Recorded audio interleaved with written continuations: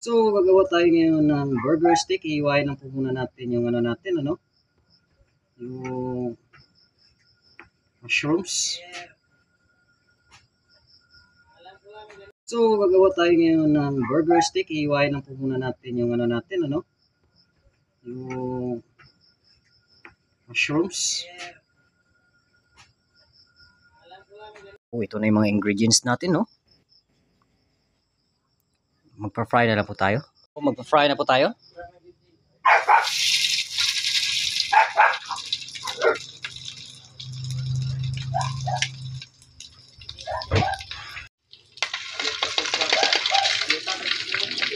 So, set aside muna natin itong na-fry na natin na mga burger.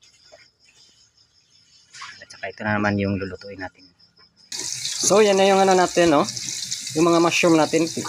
Ipa-fry lang din natin.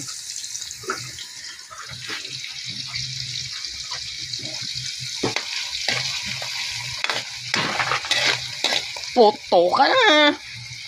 So, hanguin na po. Hanguin na po natin to, no?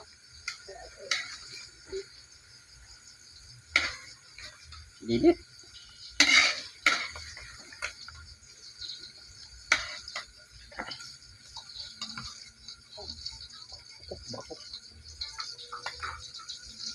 Iluto na yung natin, mushroom. Gagawa na tayo ng mag-buttering na tayo para sa gravy. Magba-butter na tayo. Sawin lang natin yan, no?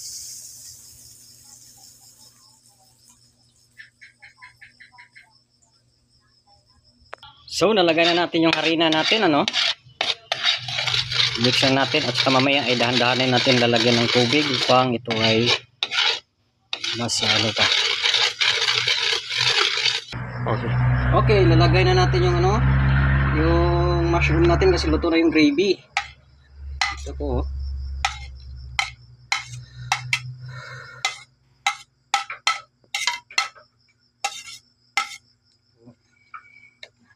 Kalat lang po natin. Saka susunod natin yung mga ito pong mga patties.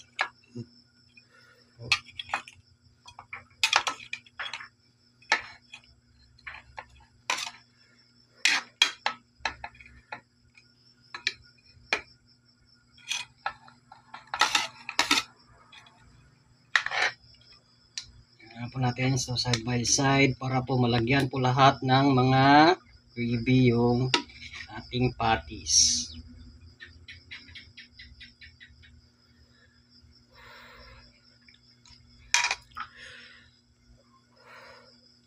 Yun lang po, tapos na po yung ating niluto. Ito na po yung ating simple lang po na tinatawag nating burger steak with mushroom gravy.